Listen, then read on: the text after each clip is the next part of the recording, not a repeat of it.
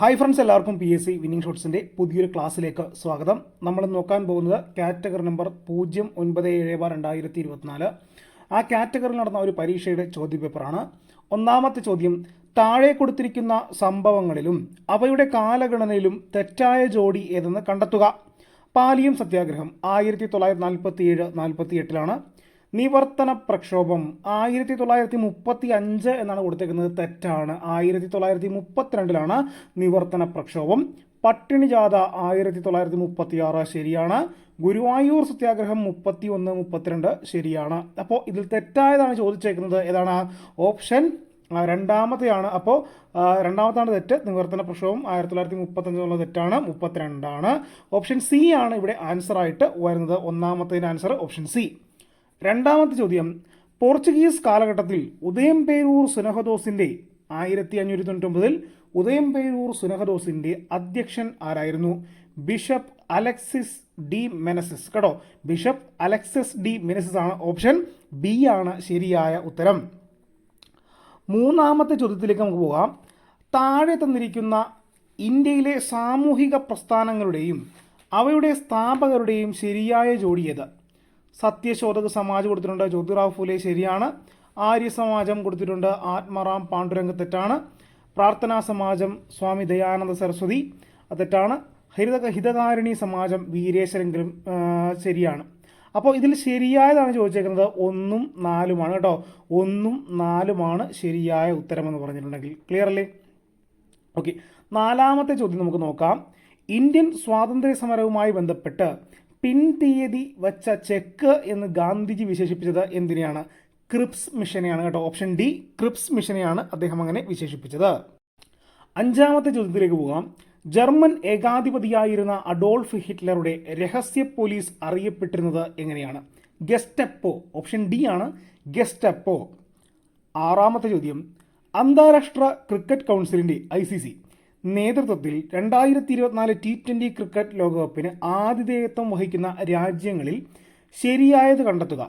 നമുക്കറിയാം, അമേരിക്കയും അതേപോലെ തന്നെ വെസ്റ്റ് ഇൻഡീസുമാണ് ഇതിൽ ശരിയായിട്ട് വരുന്നത് കേട്ടോ. ഓപ്ഷൻ സി ആണ് ആൻസർ കേട്ടോ. ഓപ്ഷൻ സി ആണ് ആൻസർ. 3 മാത്രം. America, west Indies.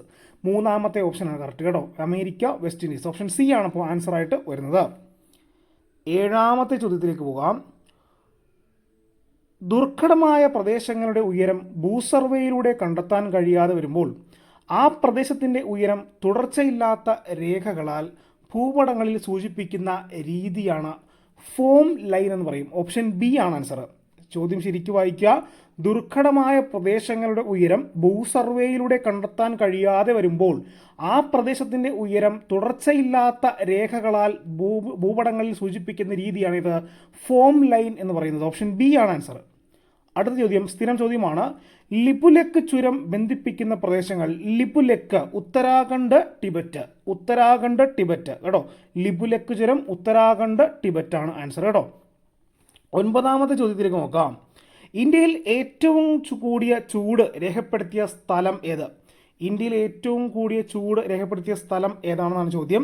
ഇത് ക്യാൻസലാക്കിയ ചോദ്യമാണ്. ഉത്തരമില്ലാത്തതുകൊണ്ട് ക്യാൻസലാക്കിയ ചോദ്യമാണ് കേട്ടോ. ഈ കൊടുത്തേക്കുന്നൊന്നുമല്ല ആൻസറേ. അപ്പോൾ അത് ക്യാൻസലാക്കിയ ചോദ്യമാണ്. പത്താമത്തെ ചോദ്യത്തിലേക്ക് പോകാം. നിംബസ് മേഘങ്ങളുടെ പ്രത്യേകതകൾ ഉൾപ്പെടുത്തി ജോഡി കണ്ടെത്തുക. താഴ്ന്ന വിധാനത്തിൽ കാണപ്പെടുന്ന ഇരുണ്ട മേഘങ്ങൾ ഉയർന്ന സംവഹന പ്രവാഹ ഫലമായി രൂപം കൊള്ളുന്നു. തെളിഞ്ഞ ദിനാന്തരീക്ഷത്തിൽ വളരെ ഉയരത്തിൽ പഞ്ഞിക്കെട്ടുകൾ പോലെ കാണപ്പെടുന്നു. സൂര്യപ്രകാശത്തെ കടത്തിവിടാതെ ഇരുണ്ട നിറത്തിൽ കാണപ്പെടുന്നു. ഇതിൽ ഓപ്ഷൻ ഡി ആണ് ആൻസർ ആയിട്ട് വരുന്നത്. 1ഉം 4ഉം കേട്ടോ. നിംബസ് മേഘങ്ങളുടെ പ്രത്യേകതകൾ ഉൾപ്പെടുന്ന ജോഡിയാണ് 1ഉം 4ഉമാണ്. താഴ്ന്ന വിധാനത്തിൽ കാണപ്പെടുന്ന ഇരുണ്ട മേഘങ്ങൾ സൂര്യപ്രകാശത്തെ കടത്തിവിടാതെ ഇരുണ്ട നിറത്തിൽ കാണപ്പെടുന്നു. ഇതാണ് നിംബസ് മേഘങ്ങളുടെ ശരിയായ ഉത്തരം. മഴമേഘങ്ങൾ എന്നൊക്കെ അറിയപ്പെടുന്നതാണ് നിംബസ് ആണ് കേട്ടോ. ഓപ്ഷൻ ഡി ആണ് അപ്പോൾ ആൻസർ ആയിട്ട് വരുന്നത്. കാഞ്ചൻജംഗയെക്കുറിച്ചുള്ള വിശേഷണങ്ങളിൽ ശരിയായ പ്രസ്താവനകൾ കണ്ടെത്തുക. ലോകത്തിലെ ഏറ്റവും ഉയരം കൂടിയ 3ാമത്തെ കൊടുമുടി. കൊടുമുടികളുടെ ശൃംഗത്തിൽ ചവിട്ടരുത് എന്ന വ്യവസ്ഥയോടെ പർവ്വതാരോഹകരെ കയറ്റിവിടുന്ന കൊടുമുടി. നേപ്പാളിൽ സാഗർ മാത എന്നറിയപ്പെടുന്നു. ലോകത്തിലെ ഏറ്റവും അപകടകാരിയായ പർവ്വതനിര. ഇതിൽ ശരിയായ പ്രസ്താവന എന്ന് ചോദിച്ചിട്ടുണ്ടെങ്കിൽ 1ഉം 2ഉമാണ് കേട്ടോ. 1ഉം 2ഉമാണ് ശരിയായ പ്രസ്താവന. ലോകത്തിലെ ഏറ്റവും ഉയരം കൂടിയ മൂന്നാമത്തെ കൊടുമുടി എന്നുള്ളതും കൊടുമുടികളുടെ ശൃംഖത്തിൽ ചവിട്ടരുത് എന്ന വ്യവസ്ഥയോടെ പർവ്വതാരോഹകരെ കയറ്റിവിടുന്ന കൊടുമുടിയും ഏതാണ്? കാഞ്ചൻജംഗയെ കുറിച്ചാണ് പറഞ്ഞേക്കുന്നത്. ഓപ്ഷൻ എ ആണ് അപ്പോൾ ആൻസർ ആയിട്ട് വരുന്നത്. അടുത്ത ചോദ്യം, താഴെ കൊടുത്തിരിക്കുന്നവയിൽ ശരിയായവ കണ്ടെത്തുക. ഡാം, സംസ്ഥാനം, നദി ഇങ്ങനെയാണ് കൊടുത്തേക്കുന്നത്. ഇവിടെ ശരിയായത് എന്ന് പറയാനായിട്ട് ഓപ്ഷൻ ബി ആണ്. അലമാട്ടി കർണാടക കൃഷ്ണ നദിയിലാണ്. അലമാട്ടി ഡാം എവിടെയാണ്? കർണാടകയിലാണ്, കൃഷ്ണ നദിയിലാണ്. ബാക്കിയെല്ലാം തെറ്റാണ് കേട്ടോ. ബാക്കിയെല്ലാം എന്താണ്? തെറ്റാണ്. ഓപ്ഷൻ ബി ആണ് ഇവിടെ ആൻസർ ആയിട്ട് വരുന്നത്. ഇനി 13ാമത്തെ ചോദ്യം നമുക്ക് നോക്കാം.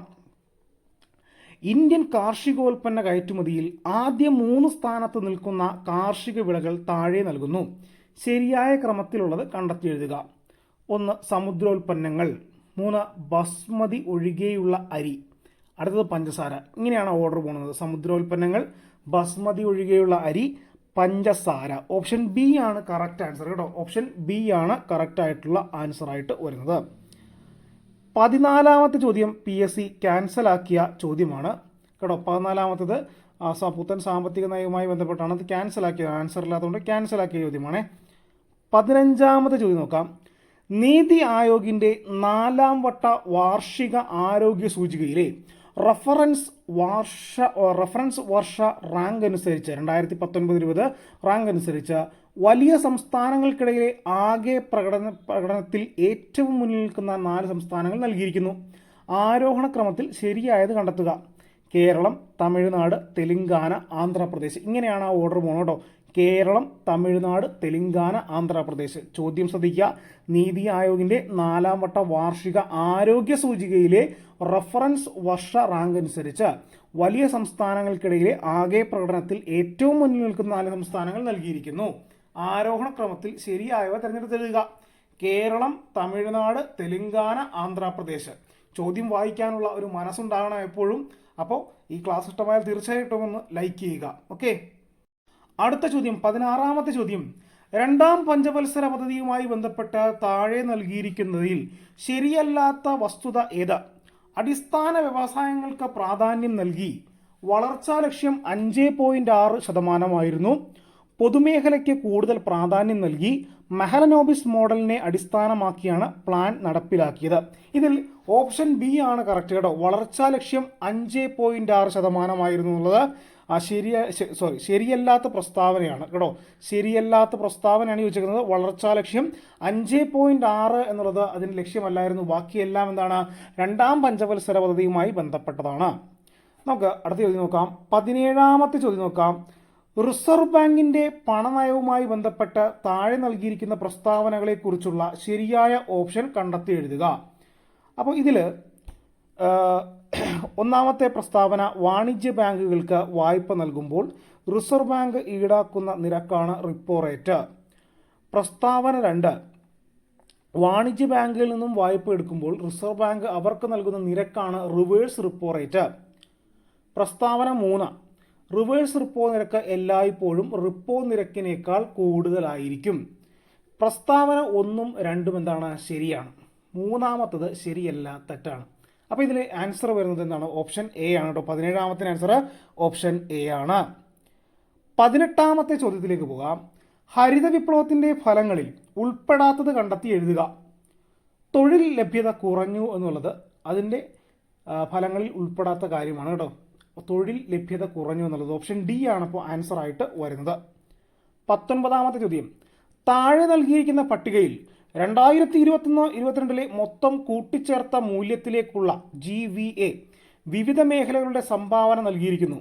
ഓരോന്നിൻ്റെയും യഥാർത്ഥ മൂല്യം കണ്ടെത്തി കോളം എ കോളം ബിയുമായി യോജിപ്പിക്കുക. പ്രാഥമിക മേഖല, ദ്വിതീയ മേഖല, തൃതീയ മേഖല അങ്ങനെ കൊടുത്തിട്ടുണ്ട്. പ്രാഥമിക മേഖല എത്രയാണ് വരുന്നത്?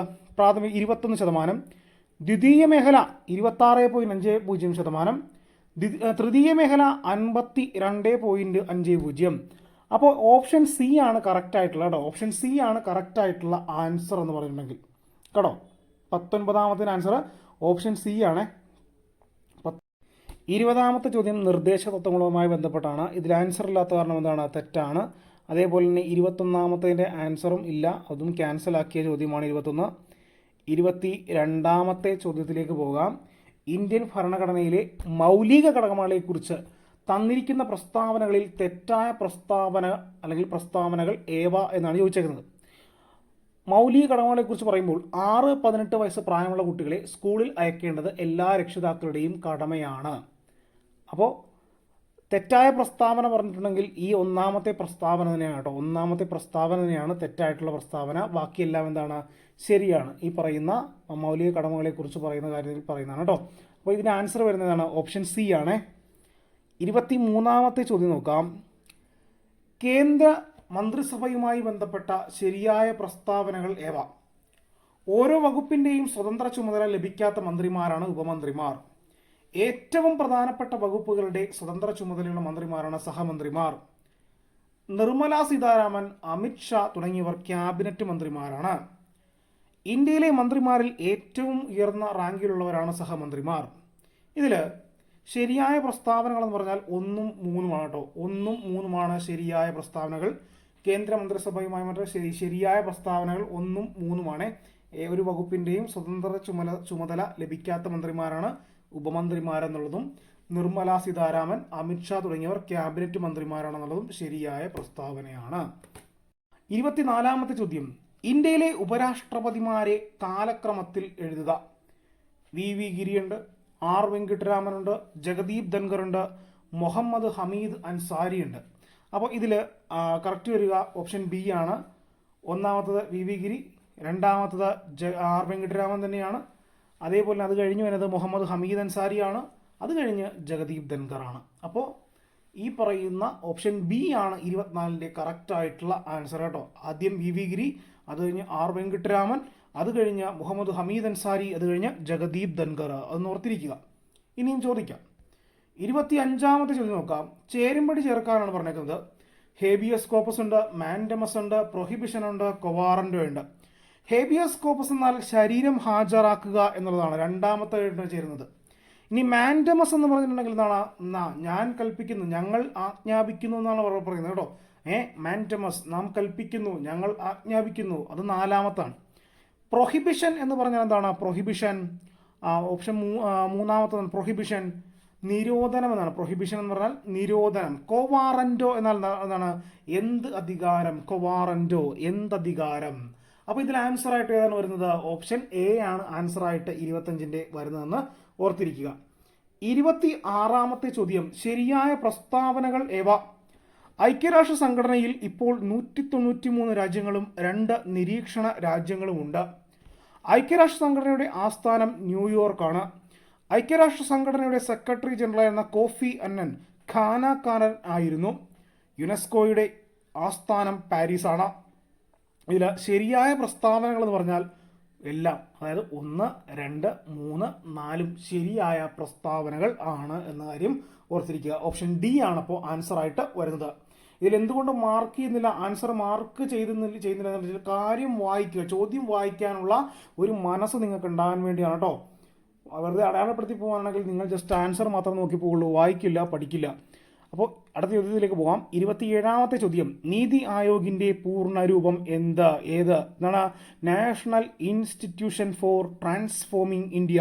ഓപ്ഷൻ ഡി ആണ് കറക്റ്റ് ആയിട്ടുള്ള ആൻസർ കേട്ടോ. ഓപ്ഷൻ ഡി ആണ് ആൻസർ. 29ാമത്തെ ചോദ്യം. 73ാം ഭരണഘടനാ ഭേദഗതിയുമായി ബന്ധപ്പെട്ട തെറ്റായ പ്രസ്താവനകൾ ഏവ എന്നാണ് ചോദിച്ചിരിക്കുന്നത്. ഇതിൽ തെറ്റെന്ന് പറഞ്ഞിട്ടുണ്ടെങ്കിൽ 73ാം ഭേദഗതി നിലവിൽ വരുന്നത് 1990 എന്നുള്ളത് തെറ്റാണ്. ഓപ്ഷൻ സി ആണ് അപ്പോൾ ആൻസർ ആയിട്ട് വരുന്നത്. 30ാമത്തെ ചോദ്യം നോക്കാം. താഴെ തന്നിരിക്കുന്നവയിൽ ശരിയായ പ്രസ്താവനകൾ ഏവ? 1987 മുതൽ 1991 വരെയുള്ള കെ നായനാരുടെ മന്ത്രിസഭയിലെ വിദ്യാഭ്യാസ മന്ത്രിയായിരുന്നു കെ ചന്ദ്രശേഖർ. കേന്ദ്രമന്ത്രിസഭയിലെ ആദ്യ വിദ്യാഭ്യാസ മന്ത്രിയായിരുന്നു ജോസഫ് മുണ്ടശ്ശേരി. 2011 മുതൽ 2016 വരെയുള്ള ഉമ്മൻചാണ്ടി മന്ത്രിസഭയിലെ വിദ്യാഭ്യാസ മന്ത്രിയായിരുന്നു കെ അബ്ദുറബ്ബ്. പട്ടം താണുപിള്ള മന്ത്രിസഭയിലുണ്ടായിരുന്ന ശങ്കർ കേരളത്തിലെ രണ്ടാമത്തെ വിദ്യാഭ്യാസ മന്ത്രി. ഇതിൽ 4ാമത്തെ തെറ്റാണ്. 1ഉം 2ഉം 3ഉമാണ് ശരിയായ പ്രസ്താവനകൾ എന്ന് പറഞ്ഞാൽ 30ാമത്തെ ആൻസർ വരുന്നതാണ് ഓപ്ഷൻ ഡി ആണ് കേട്ടോ. 30ാമത്തതിൻ്റെ ആൻസർ ആണ് ഓപ്ഷൻ ഡി ആണ് കറക്റ്റ് ആയിട്ടുള്ള ആൻസർ. 31ാമത്തെ ചോദ്യം. കേരള ഭൂപരിഷ്കരണ നിയമവുമായി ബന്ധപ്പെട്ട തെറ്റായ പ്രസ്താവനകൾ ഏവ? കേരളത്തിലെ സമ്പന്ന വിഭാഗം അവരുടെ സുഭൂസ്വത്ത് സംരക്ഷിക്കാനായി നടത്തിയ സമരമാണ് കള്ളിക്കാട് സമരം. അപ്പോൾ ഈ പ്രസ്താവന തെറ്റാണ്. ഓപ്ഷൻ എ ആണ് അപ്പോൾ ആൻസറായിട്ട് വരുന്നത് കേട്ടോ. അടുത്ത ചോദ്യം, 32ാമത്തെ ചോദ്യം. മഹാത്മാഗാന്ധി തൊഴിലുറപ്പ് പദ്ധതിയിൽ ഉൾപ്പെടുത്താവുന്ന പ്രവൃത്തികൾ ഏതെല്ലാം? പ്രകൃതി വിഭവ പരിപാലനവുമായി ബന്ധപ്പെട്ട പൊതുപ്രവൃത്തികൾ, മൃഗപരിപാലനം പ്രോത്സാഹിപ്പിക്കാനുള്ള പ്രവൃത്തികൾ, ഗ്രാമീണ അടിസ്ഥാന സൗകര്യങ്ങൾക്ക് വേണ്ടിയുള്ള പ്രവർത്തനങ്ങൾ, റോഡുകളുടെ പുനരുദ്ധാരണം, ദുരന്ത പ്രതിരോധ തയ്യാറെടുപ്പുകൾ. ഈ പറഞ്ഞ എല്ലാം എന്താണ്? ഉൾപ്പെടുത്താവുന്ന പ്രവൃത്തികളിൽ പെടുന്നതാണ് കേട്ടോ. ഓപ്ഷൻ ഡി ആണ് അപ്പോൾ 32ന് ആൻസറായിട്ട് വരുന്നത്. ഇനി 33ാമത്തെ ചോദ്യം നോക്കാം. ചേരുംപടി ചേർക്കാനാണ് പറഞ്ഞേക്കുന്നത്. കുറച്ച് ആർട്ടിക്കിളുകളാണ് തന്നേക്കുന്നത്. ധനകാര്യ കമ്മീഷൻ, സ്വത്തവകാശം, രാഷ്ട്രപതിയുടെ ഇംപീച്ച്മെന്റ്, ഹൈക്കോടതിയുടെ റിട്ട് അധികാരം. അപ്പോൾ ധനകാര്യ കമ്മീഷനെ കുറിച്ച് പ്രതിപാദിക്കുന്നത് ആർട്ടിക്കിൾ 280 ആണ്, വകുപ്പ് 280. അപ്പോൾ ഒന്നാമത്തത് 2ലേക്ക് പോകുന്നു. സ്വത്തവകാശം നമുക്കറിയാം 300A ആണ് സ്വത്തവകാശം. രണ്ടാമത്തെ എങ്ങോട്ട് പോകുന്നു? ഓപ്ഷൻ 3ലേക്ക് പോകുന്നു. രണ്ടാമത്തത് 300A. രാഷ്ട്രപതിയുടെ ഇംപീച്ച്മെന്റ് 61ാം വകുപ്പ്. ഹൈക്കോടതിയുടെ റിട്ട് അധികാരം 226ാം വകുപ്പ്. അപ്പോൾ ആൻസർ ഏതായിരിക്കും വരുന്നത്? ഓപ്ഷൻ സി ആണ് ആൻസറായിട്ട് വരുന്നത്. 34ാമത്തെ ചോദ്യത്തിലേക്ക് പോകാം. താഴെ കൊടുത്തിരിക്കുന്നവയിൽ മിനുസപേശിയെക്കുറിച്ചുള്ള തെറ്റായ പ്രസ്താവനകൾ ഏതെല്ലാം? അസ്ഥികളുമായി ചേർന്ന് കാണപ്പെടുന്നു, അതേപോലെ തന്നെ കുറുകെ വരകൾ കാണപ്പെടുന്നു. ഇത് രണ്ടുമാണ് തെറ്റായ പ്രസ്താവന കേട്ടോ. താഴെ കൊടുത്തിരിക്കുന്നവയിൽ മിനുസപേശിയെക്കുറിച്ചുള്ള തെറ്റായ പ്രസ്താവനകളാണ് ഈ പറഞ്ഞത്. അസ്ഥികളുമായി ചേർന്ന് കാണപ്പെടുന്നു, കുറുകെ വരകൾ കാണപ്പെടുന്നു. അപ്പോൾ ആൻസർ വരുന്നത് ഓപ്ഷൻ ബി ആണ്. 35ാമത്തെ ചോദ്യം.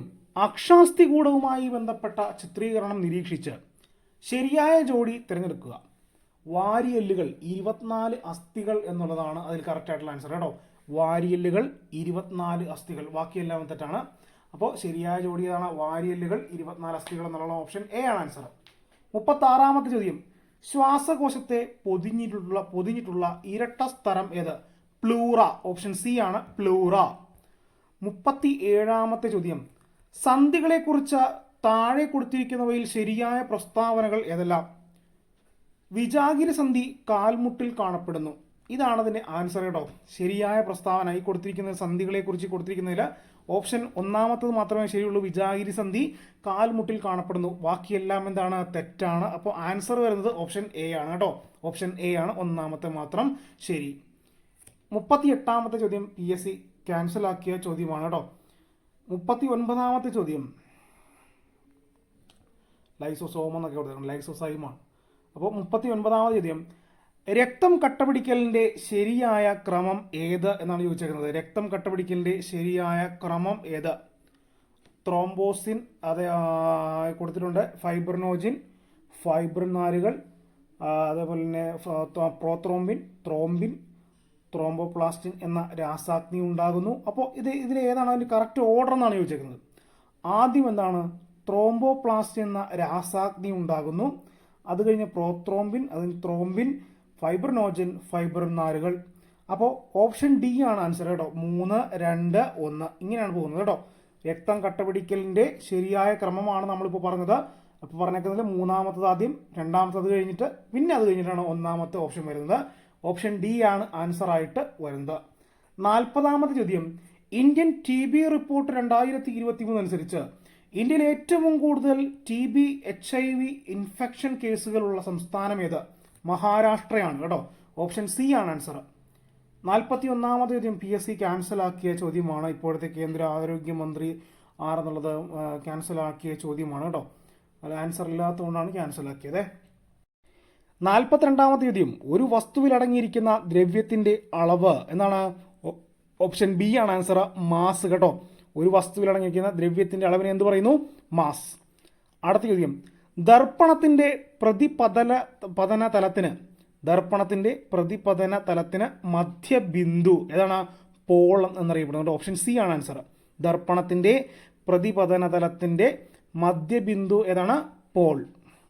44-ാമത്തെ ചോദ്യം, ലോഹങ്ങളെ അടിച്ചുപരത്തി കനം കുറഞ്ഞ തകിടുകളാക്കി മാറ്റുന്ന സവിശേഷതയാണ് മാലിയബിലിറ്റി. ഓപ്ഷൻ സി ആണ് ആൻസർ, മാലിയബിലിറ്റി. 45-ാമത്തെ ചോദ്യം, സൗരയൂഥത്തിലുള്ള ഏറ്റവും ചെറിയ ഗ്രഹം ഏത്? ഓപ്ഷൻ എ ആണ് ബുധൻ. സൗരയൂഥത്തിലുള്ള ഏറ്റവും ചെറിയ ഗ്രഹം ഏതാണ്? ഓപ്ഷൻ എ ബുധൻ. 46-ാമത്തെ ചോദ്യം, 2023 ഭൗതിക ശാസ്ത്രത്തിൽ നൊബേൽ സമ്മാനം ലഭിച്ചത് ഏത് മേഖലയിലെ കണ്ടുപിടുത്തത്തിനാണ്? പ്രകാശം കേട്ടോ, ഓപ്ഷൻ ബി ആണ് പ്രകാശം. അടുത്ത ചോദ്യം, P1V1 = P2V2 എന്ന സമവാക്യം ഏത് വാതക നിയമത്തെ സൂചിപ്പിക്കുന്നു? ബോയിൽസ് ലോ ആണ് കേട്ടോ, ഓപ്ഷൻ ബി ആണ് ബോയിൽസ് ലോ. 48-ാമത്തെ ചോദ്യത്തിലേക്ക് പോവാം. ഏത് ലോഹം പ്രധാന ഘടകമായുള്ള മിശ്രലോഹത്തെയാണ് അമാൽഗം എന്ന് പറയുന്നത്? ഓപ്ഷൻ സി ആണ് മെർക്കുറി കേട്ടോ, മെർക്കുറി. 49-ാമത്തെ ചോദ്യം, ഐസോട്ടോണിക് ലായനികളുടെ ഡാഷ് തുല്യമായിരിക്കും? ഓസ്മോട്ടിക് മർദ്ദം കേട്ടോ, ഐസോട്ടോണിക് ലായനികളുടെ ഡാഷ് തുല്യമായിരിക്കും എന്നാണ് ചോദ്യം. ഏതാണ്? ഓസ്മോട്ടോണിക് മർദ്ദം കേട്ടോ, ഓസ്മോട്ടോണിക് മർദ്ദം. 50-ാമത്തെ ചോദ്യം നോക്കാം. ബയോകെമിക്കൽ ഓക്സിജൻ ഡിമാൻഡ് BOD എന്നത് ജലത്തിന്റെ ഗുണനിലവാരം സൂചിപ്പിക്കാൻ വ്യാപകമായി ഉപയോഗിക്കുന്ന ഒരു പരിശോധനയാണ്. കുടിവെള്ളത്തിന്റെ BOD എത്രയാണ്? 1:2 ppm കേട്ടോ, 1:2 ppm ആണ് കറക്റ്റായിട്ട് അതിന്റെ കുടിവെള്ളത്തിന്റെ BOD എന്ന് പറഞ്ഞിട്ടുണ്ടെങ്കിൽ ഓപ്ഷൻ എ ആണ് അപ്പോൾ ആൻസർ ആയിട്ട് വരുന്നത്. 51-ാമത്തെ ചോദ്യം, ബ്ലൂ ബേബി സിൻഡ്രോം എന്ന അവസ്ഥയ്ക്ക് കാരണമായ ലവണം ഏത്? നൈട്രേറ്റ് ആണ്, ഓപ്ഷൻ സി ആണ് ആൻസർ, നൈട്രേറ്റ്. 52-ാമത്തെ ചോദ്യം, കേരള കലാമണ്ഡലത്തിന്റെ സ്ഥാപകനാര്? വള്ളത്തോൾ നാരായണ മേനോൻ, നമുക്കറിയാം. 53-ാമത്തെ ചോദ്യം, ഒളിമ്പിക്സിൽ ഏറ്റവും കൂടുതൽ സ്വർണ്ണ മെഡൽ നേടിയ കായിക താരമാര്? മൈക്കിൾ ഫെൽപ്സ് ആണ്, ഓപ്ഷൻ സി ആണ് കേട്ടോ. ഒളിമ്പിക്സിൽ ഏറ്റവും കൂടുതൽ സ്വർണ്ണ മെഡൽ നേടിയ കായിക താരമാരാണ്? മൈക്കിൾ ഫെൽപ്സ്, ഓപ്ഷൻ സി ആണ് ആൻസർ. അടുത്ത ചോദ്യം, 54-ാമത്തെ ചോദ്യം, KC ലേഖ ഏത് കായിക മേഖലയിലാണ് തൻ്റെ വ്യക്തിമുദ്ര പതിപ്പിച്ചിട്ടുള്ളത്? ഓപ്ഷൻ എ ആണ് ബോക്സിംഗ് കേട്ടോ, ഓപ്ഷൻ എ ബോക്സിംഗ്. 55-ാമത്തെ ചോദ്യം, ഫയദോർ ദസ്തയോവ്സ്കിയുടെ ജീവിതത്തെ അടിസ്ഥാനമാക്കി പെരുമ്പടവം ശ്രീധരൻ രചിച്ച നോവൽ ഏത്? ഒരു സങ്കീർത്തനം പോലെ, ഓപ്ഷൻ ബി ആണ് ആൻസർ, ഒരു സങ്കീർത്തനം പോലെ. ഫയദോർ ദസ്തയോവ്സ്കിയുടെ ജീവിതത്തെ അടിസ്ഥാനമാക്കി പെരുമ്പടവം ശ്രീധരൻ രചിച്ച നോവൽ ഏതാണ്? ഒരു സങ്കീർത്തനം പോലെ, ഓപ്ഷൻ ബി ആണ് ആൻസർ. 56-ാമത്തെ ചോദ്യം നോക്കാം. ഇലഞ്ഞിത്തറമേളം ഏത് ഉത്സവവുമായി ബന്ധപ്പെട്ടതാണ്? തൃശ്ശൂർ പൂരം, ഓപ്ഷൻ ബി നമുക്കറിയാം, തൃശ്ശൂർ പൂരം. 57-ാമത്തെ ചോദ്യം നോക്കാം. 2023 സമാധാനത്തിനുള്ള നൊബേൽ പുരസ്കാരം നേടിയ വ്യക്തിയാര്? നർഗേസ് മുഹമ്മദി, ഓപ്ഷൻ സി ആണ്, നർഗേസ് മുഹമ്മദി ആണ് ആൻസർ. 58-ാമത്തെ ചോദ്യം, ഹരിത വിപ്ലവത്തിന്റെ ഉപജ്ഞാതാവായ ഡോക്ടർ MS സ്വാമിനാഥൻ അന്തരിച്ച വർഷം 2023. 59-ാമത്തെ ചോദ്യം, ഓപ്പൺ ഓഫീസ് റൈറ്റർ ഏത് സോഫ്റ്റ്വെയർ വിഭാഗത്തിൽ പെടുന്നു? ഓപ്പൺ ഓഫീസ് റൈറ്റർ ഏത് സോഫ്റ്റ്വെയർ വിഭാഗത്തിൽ പെടുന്നു? വേർഡ് പ്രോസസർ ആണ് കേട്ടോ, ഓപ്ഷൻ എ ആണ് ആൻസർ, വേർഡ് പ്രോസസർ. 60-ാമത്തെ ചോദ്യം, കേബിൾ TV നെറ്റ്വർക്കിന് ഉദാഹരണമാണ്? ഓപ്ഷൻ സി മാൻ കേട്ടോ, മാൻ. 61-ാമത്തെ ചോദ്യം, 2 KB = ഡാഷ് ബൈറ്റ്സ്? 2048 ബൈറ്റ്സ് ആണ്. 2 KB എന്ന് പറഞ്ഞാൽ 2048 ബൈറ്റ് ആണ് കേട്ടോ. അടുത്ത 62-ാമത്തെ ചോദ്യം, ആദിത്യ L1 ദൗത്യത്തിൽ ഉപയോഗിച്ച റോക്കറ്റ് ഏതാണ്? PSLV C-57 കേട്ടോ, PSLV C-57 ആണ്, ഓപ്ഷൻ സി ആണ് ആൻസർ. 63-ാമത്തെ ചോദ്യം, 2023 G20 ഉച്ചകോടിയിലെ ഇന്ത്യൻ ഷെർപ്പ ആരാണ്? അമിതാഭ് കാന്ത്, ഓപ്ഷൻ ബി ആണ്, അമിതാഭ് കാന്ത് കേട്ടോ, ഓപ്ഷൻ ബി ആണ് ആൻസർ. 64-ാമത്തെ ചോദ്യം, ബാലവേല നിരോധനം നിഷ്കർഷിക്കുന്ന ഇന്ത്യൻ ഭരണഘടനയിലെ അനുച്ഛേദം ഏത്? ഓപ്ഷൻ ബി ആണ്, ആർട്ടിക്കിൾ 24 കേട്ടോ, അനുച്ഛേദം 24 ആണ് ആൻസർ. 65-ാമത്തെ ചോദ്യം നോക്കാം. സംസ്ഥാന പട്ടികജാതി പട്ടികവർഗ കമ്മീഷൻ 2007 കേട്ടോ, സംസ്ഥാനത്തെയാണ് ചോദിച്ചേക്കുന്നത്, 2007 ആണ് ആൻസർ. അതേപോലെ തന്നെ സംസ്ഥാന ന്യൂനപക്ഷ കമ്മീഷൻ, എല്ലാ സംസ്ഥാനത്തിൻ്റെയാണ് സംസ്ഥാന ന്യൂനപക്ഷ കമ്മീഷൻ എന്ന് വന്നു? 2013, ഓപ്ഷൻ എ ആണ്. അതേപോലെ സംസ്ഥാന മനുഷ്യാവകാശ കമ്മീഷൻ എന്നാണ് വന്നത് 1998 വന്നത്. അതേപോലെ സംസ്ഥാന വനിതാ കമ്മീഷൻ എന്ന് വന്നു 96 വന്നു. അപ്പോൾ ഇത് കറക്റ്റ് ആൻസർ ഏതാണ്? ഓപ്ഷൻ എ ആണ് കേട്ടോ. ഓപ്ഷൻ എ ആണ് ആൻസർ. 66-ാമത്തെ ചോദ്യം, 2005 വിവരാവകാശ നിയമപ്രകാരം വിവരം ലഭിക്കുന്നതിനായി എത്ര ഫീസ് അടയ്ക്കണം? 10 രൂപ. ഓപ്ഷൻ സി 10 രൂപയാണ് കേട്ടോ. 67-ാമത്തെ ചോദ്യം, 2019 ഉപഭോക്തൃ സംരക്ഷണ നിയമത്തെക്കുറിച്ചുള്ള പ്രസ്താവനകളിൽ ശരിയായവ ഏത് എന്നാണ് ചോദിച്ചേക്കുന്നത്. ഉപഭോക്താവിന് ഓൺലൈനായി പരാതി നൽകാം, ഉപഭോക്താവിന് അയാൾ താമസിക്കുന്ന സ്ഥലത്ത് പരാതി നൽകാം, ഉപഭോക്താവ് സേവനത്തെ സംബന്ധിച്ചോ സാധനത്തെ സംബന്ധിച്ചോ ഉള്ള പരാതി 3 വർഷത്തിനുള്ളിൽ നൽകേണ്ടതാണ്. ഇതിൽ 3ാമത്തെ പ്രസ്താവന തെറ്റാണ്. 1ഉം 2ഉം ശരിയാണ്. അപ്പോൾ ഇവിടെ ശരി എന്താണ്? ഓപ്ഷൻ ബി ആണ്. പ്രസ്താവന 1ഉം 2ഉം ശരിയാണ് എന്നുള്ളതാണ് കറക്റ്റ് ആൻസർ കേട്ടോ. ഓപ്ഷൻ ബി ആണ് ആൻസർ. 68-ാമത്തെ ചോദ്യം നോക്കാം. 2005 ഗാർഹിക പീഡന നിയമത്തിലെ 9ാം വകുപ്പ് പ്രകാരം പ്രൊട്ടക്ഷൻ ഓഫീസർമാരുടെ ചുമതലയിൽ പെടാത്തത് ഏതെന്നാണ് ചോദിച്ചിരിക്കുന്നത്. ഓപ്ഷൻ ബി ആണ് കറക്റ്റ് ആയിട്ടുള്ള ആൻസർ. ഗാർഹിക അതിക്രമത്തിന് ഇരയായവർക്ക് സാമ്പത്തിക സഹായത്തിനുള്ള ഉത്തരവ് പുറപ്പെടുവിക്കുക ആരാണ്?